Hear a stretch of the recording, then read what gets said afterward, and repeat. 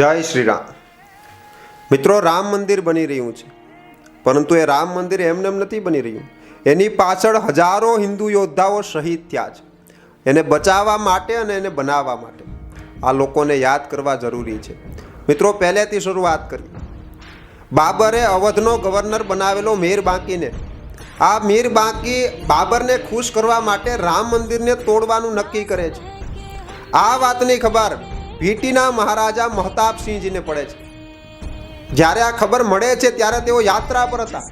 યાત્રા અટકાવે છે, સંદેશો મોકલે છે અને 1,75,000 હિન્દુઓનું સૈન્ય તૈયાર કરે છે. એની સામે બાબરનું સૈન્ય હતું 4 લાખની ઉપર. છતાં પણ શ્રી રામ જન્મભૂમિને બચાવવા માટે, મંદિરને બચાવવા માટે એની સામે લડાઈ કરે છે.